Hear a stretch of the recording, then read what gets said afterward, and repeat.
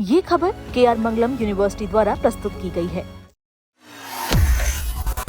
क्या बालेश शाह को अपनी बात से पलटना पड़ा?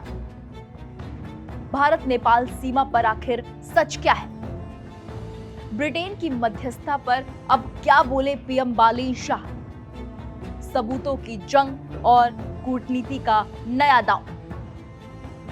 क्या पड़ोसी के साथ रिश्ता अब बदलेगा?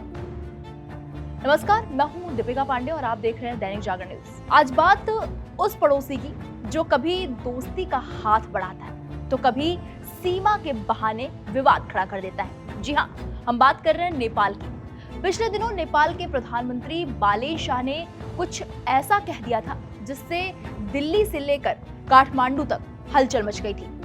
आज प्रधानमंत्री बालेश शाह ने अपनी उसी बात पर यू टर्न ले लिया है। उन्होंने चितवन में बड़ी सफाई दी है, लेकिन बड़ा सवाल यह है कि क्या ये सफाई काफी है? क्या भारत और नेपाल के बीच का ये सीमा वाला झमेला अब वाकई सुलझने वाला है? चलिए आज आपको आसान भाषा में पूरी सच्चाई समझाते हैं। देखिए, ये पूरा विवाद 3 इलाकों पर टिका हुआ है: लिपुलेख, लिम्पियाधुरा और काला पानी। भारत कहता है ये उत्तराखंड का हिस्सा है और नेपाल अपनी दावेदारी ठोकता है।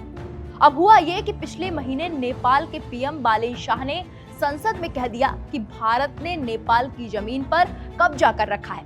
इतना ही नहीं, उन्होंने ये कह दिया कि इस मामले में हम ब्रिटेन और चीन को शामिल करेंगे। जैसे ही ये बात बाहर आई, भारत ने साफ कर दिया, भाई यहाँ किसी तीसरे की जगह नहीं है। और अब बालेश शाह ने अपनी ही कही बात पर सफाई पेश कर दी है। वो कहते हैं, हमने ब्रिटेन से मध्यस्थता की मांग नहीं की थी, हमारे पास सबूत है कि काला पानी और लिपुलेख हमारा है। अगर भारत के पास सबूत है तो वो भी दिखाएं, हम बातचीत करके मामला सुलझा लेंगे। मतलब साफ है। अब वो कह रहे हैं कि ब्रिटेन का नाम तो सिर्फ इसलिए लिया गया था क्योंकि उनके पास उस जमाने के ऐतिहासिक रिकॉर्ड हैं। कुल मिलाकर मध्यस्थता वाली बात से उन्होंने अब अपने हाथ पीछे खींच लिए हैं। भारत ने पहले दिन ही अपना रुख साफ कर दिया था। विदेश मंत्रालय ने साफ कहा कि भारत और नेपाल के बीच जो भी मुद्दा है वो सिर्फ दोनों देशों की बातचीत से ही सुलझेगा। हम कोई तीसरा देश, चाहे वो ब्रिटेन हो या चीन, वो बीच में नहीं आ सकता। नेपाल के विदेश मंत्रालय को भी डैमेज कंट्रोल में आना पड़ा और कहना पड़ा कि पीएम का मतलब नो मैंस लैंड और सीमा पार के अतिक्रमण से था, ना कि किसी तीसरे देश की दखलंदाजी से। अब जरा सोचिए, एक तरफ तो नेपाल के प्रधानमंत्री ये कहते हैं कि भारत ने उनकी जमीन ली है और दूसरी तरफ वही ये भी कह देते हैं कि नेपाल ने भी भारतीय क्षेत्र पर अतिक्रमण किया है। इस तरह के बयान जब एक देश का प्रमुख देता है तो विपक्ष का भड़कना लाजमी है। चितवन में आरएसपी की सभा में पीएम शाह को अपनी ही जनता और विपक्ष के सवालों के घेरे में आना पड़ा। उन्हें अपनी राष्ट्रीयता पर सफाई देनी पड़ी कि मेरे राष्ट्रवाद पर शक मत करो, हम सबूतों के साथ बात करेंगे। सवाल यह है कि क्या वाकई ये सब अब बातचीत से खत्म होगा? एक्सपर्ट्स कहते हैं कि नेपाल के अंदरूनी राजनीति के अपने समीकरण हैं। बालेश शाह को अपनी इमेज बचाने के लिए कभी कड़ा रुख अपनाना पड़ता है तो कभी कूटनीति के लिए नरम होना पड़ता है।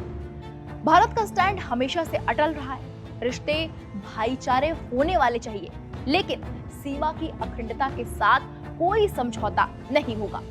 नेपाल के प्रधानमंत्री ने आज भले ही ये कह दिया हो कि उन्हें ब्रिटेन की मदद नहीं चाहिए, लेकिन क्या ये मुद्दा वाकई खत्म हो गया है या फिर ये सिर्फ एक और कूटनीतिक चाल है? ये तो आने वाला वक्त ही बताएगा। लेकिन एक बात तो तय है, भारत और नेपाल के रिश्ते रोटी बेटी के हैं और इसे सीमा के कुछ पत्थरों के विवाद से धुंधला होने नहीं दिया जा सकता। फिलहाल इस पूरे मामले पर आपकी क्या राय है, हमें कमेंट बॉक्स में जाकर जरूर बताइएगा। बाकी बड़ी खबरों के लिए आप देखते रहिए दैनिक जागरण न्यूज़। नमस्कार।